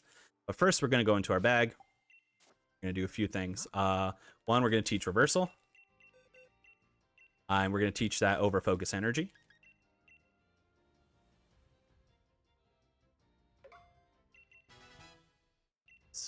Accidentally backed out of my bag. There we go. We're also going to equip the Rocky helmet. And then also give Kubfu the rare candy. So now he's level 21. And this is this is a very safe level. For reference, a lot of times when doing PB attempts, I'll go as low as like 15 or 16 at this point into the tower, based on whatever stats I get. Sometimes it'll be as high as like 17 or 18. I rarely will go beyond that in a PB attempt. So most of the time I only have to defeat no more than like 2, maybe 3 Blissies at most. But because I take the extra time, get some extra experience, fight a couple extra Blissies maybe, it makes pretty much every fight safe. So with the exception, almost guaranteed, but there are some exceptions that would cause us to fail, in which case we will heal in advance of those though. Not too bad. But now we just make our way over to the tower. Like I said, we cannot choose the water tower, even if we wanted to right now, because I don't have a way to get inside of it. So I'd have to play a lot of story in order for that to happen. But and in any regards, the darkness tower is faster for us anyway. So because of the fact that Kubfu uses fighting moves, so not a problem. We just have to walk all the way over there. Yeah, cool. Walking. Yeah. We just have to get there. Well, I was going to say, let's go for me not hitting any random encounter. Actually, no, I did hit the Abra. I hit 1 Abra. But for the most part, I didn't hit any random encounters, which is good. The Abra shouldn't count. That was so unlucky. Yeah, it just kind of popped right in front of me. But that's Pokemon for you. Yeah. But, you know, I've been known to hit encounters pretty much anywhere in this run, just randomly, or get chased down by a Bouffalant or 2. But here we are, we're approaching the Dark Tower right here. All that's in the Dark Tower are trainers, so we just have to defeat trainer after trainer. They all have just 1 Pokemon, which is nice. And the last trainer we fight is, of course, Mustard. So then after the Mustard fight completes, we will our Kubfu will read a scroll in which it evolves into Urshifu, and that is the end of the run. So we're getting pretty close. Yeah, I don't know if you like noticed, but like to me at least, Kubfu is a little too human-like of a Pokemon for me to be comfortable with doing this run. Yeah, a little pretty human-like. I can agree with that for sure. Urshifu even I would say Urshifu even more so, which we'll see. He is just a big burly man bear. It's kind of alarming, but it works out. So first one is Zoroa, and Zoroa is really straightforward. We're just gonna Rock Smash. If we're lucky, we only have to use Rock Smash once. We'll see how lucky we get because yep, just once. Perfect. And that was my damage output combined with the Rocky helmet. As you saw, I used Sucker Punch and then got damaged because he used Sucker Punch. So pretty quick. 1 trainer down. We're just good and gaming at the same time. Good and gaming. Exactly. Simple as that. Second trainer is going to have a Scraggy, which is also really not much of a problem. couple ways I could do this. I could just continuously leer until I get in range to use endure. But instead of doing that, because that's a great strategy to use if you're a low level already. But because I'm a high level, I'd probably have to leer at least 2 or 3 times, so it's a little bit slower actually. So I'm just gonna kind of take it out in stride here.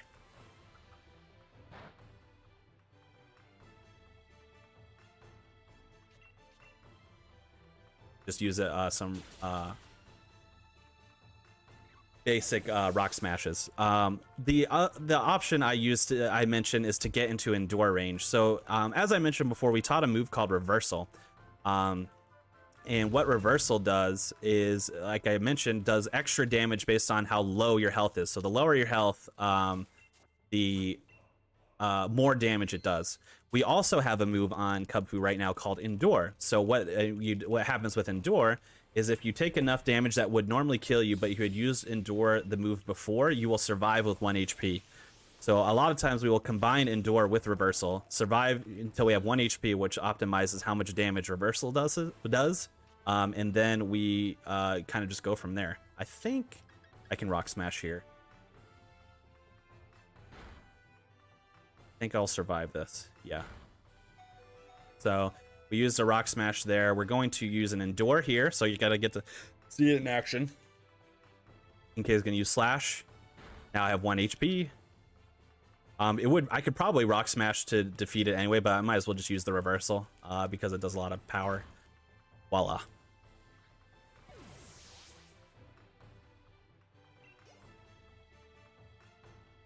Next fight is a tiny bit hairy. The trainer has a Krokorok, which can be a little bit interesting. So I'm gonna heal a little bit for one, and then also I'm gonna save just to be safe. Because especially since this run isn't in shape to like PB or anything. Oop, not give. What is your PB, by the way? My PB is a 132.54, so I'm already past my PB point. One. I meant to held item, put it in your bag. I meant to use the Oran Berry, not give it to him. There we go. Use this item. There we go. Save. There we go. Yeah, so yeah, I'm already past my PB point, which is fine, and that is pure pretty well. So like going the Klara 3 fight, I was 1 minute behind, which is pretty good. But after all of the the business with the what's it called? Blissies. There's the word I was looking for. After all the business with the Blissies, I lost like 4 or 5 minutes there. It's very weird hearing you say all these new Pokemon names because I'm so used to you playing like Red. Yeah. And like that's it. Yeah. I am way more of a Gen 1 guy than a Gen 8 guy, but this run is also just really fun. I like it quite a bit. So that fight went exactly as I hoped it would, which was that Krokorok uses a damaging ability up front, and then I combo it with Reversal, and my health is low enough that the Reversal just does enough damage to kill it in combination with the Rocky Helmet stuff. So that worked out pretty well. I'm going to heal to full here and then save, and this is the last fight of the run. So time is coming up soon-ish. Also, do you need the Rocky Helmet on, by the way? You don't need, so I put it on at the beginning. A vast majority of the time with the Rocky Helmet, I actually won't put it on until I get to Mustard. So I don't need it. But because one, I'm playing it extra safe anyway, so I'll just throw on the Rocky Helmet in case I need you to. I come close in some damage ranges, and then the Rocky Helmet will help seal the deal for me. But two, it also just saves me a menu doing it that way. So I just kind of take it as it comes. So first thing we're going to do here with Kubfu is we're going to use Max Mushrooms. This is the second fight that we use Max Mushroom. And as you could tell, I told you, we capitalize on the eyebrow game here. Instead of droopy eyebrows, he's gone Super Saiyan and his eyebrows are sticking up now. God, this guy has big energy.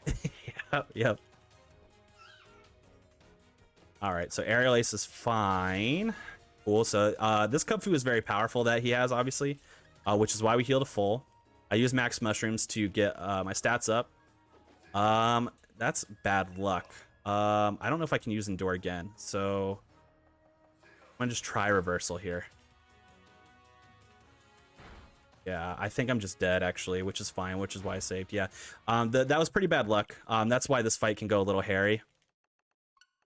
That Cub Fu preference has a preference for attacking moves. So focus energy there was bad, especially because if I tried to use Endure again, I would probably fail. It wouldn't work because I used it already once. It's really good for using it once in a battle, but not beyond that. I saved after heal. I did. So ideally, what would have happened after I used Endure there was that he would have attacked me. I would have lived until 1, and then Reversal would have done more than enough power to defeat it. But I got a little unlucky there, unfortunately. But we get to see the Mustard transformation again, which is always nice.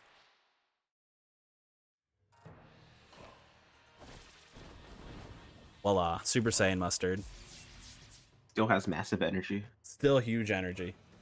Such massive energy to throw out a little cub Pokemon, but each their own.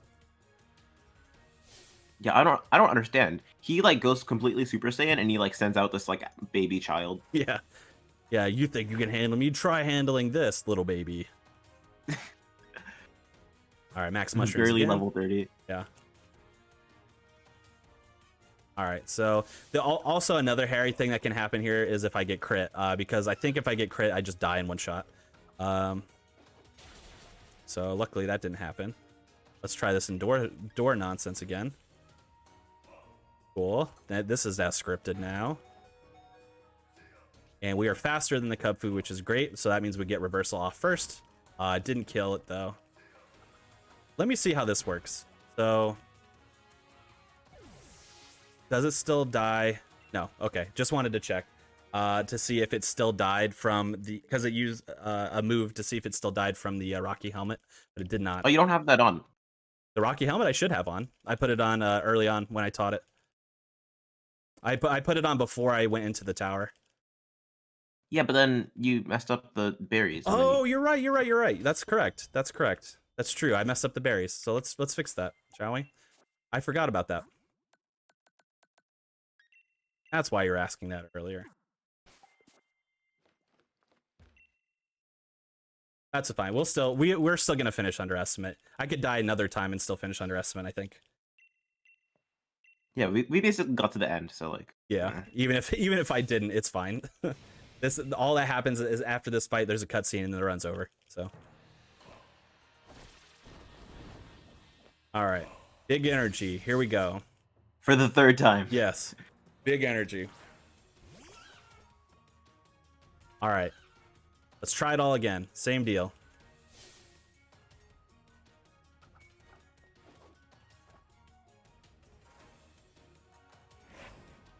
Show me how I can grow. Okay, sounds good. Max mushrooms.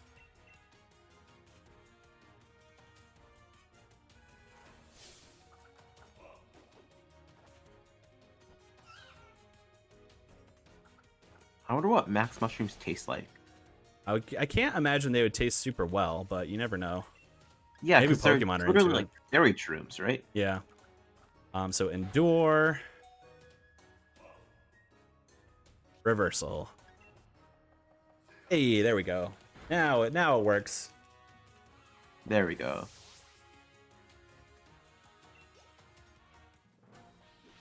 From full health, is that a range or is it just it always gets down to 1? Yeah, well, because so the reason I think it would have killed actually, but it also has a his Kung Fu has a focus sash on it, so I think the focus sash kept him alive. Oh yeah. So I think if it went because it went from fold to it would have killed him. The focus sash kept him alive, which is why I died there. But also I should have just had the I forgot that my berry mess up took my Rocky helmet off. I've never had that happen before, so I forgot that's why I wasn't doing any damage there. I was like, oh, I guess aerial ace isn't a physical move. I thought it was, but all right. Yeah. That's a funny marathon thing. Oh yeah. Oh, Yeah, that's never happened before. That's never happened before. Yes, my absolute ineptitude. So yeah, now all we have to do is run over to here. Time is coming up very soon, by the way. So I'm going to it's all set up so I can stop the timer when it happens.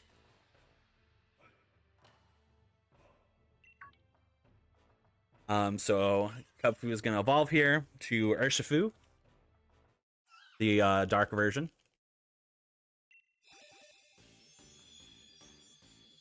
Can you push B at this?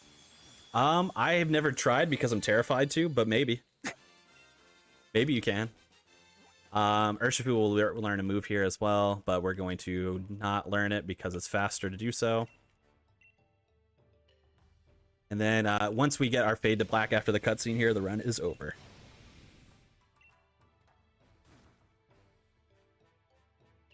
See, like, that's a straight up human in a fursuit, right? Like, it's gotta be. Yeah.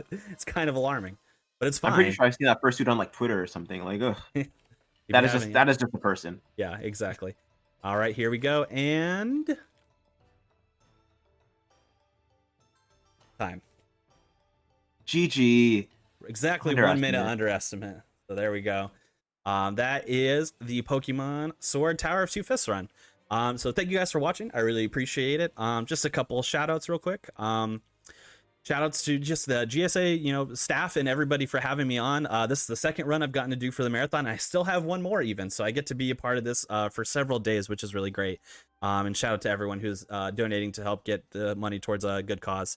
Thank you to Ness _ here for being excellent on the commentary as always.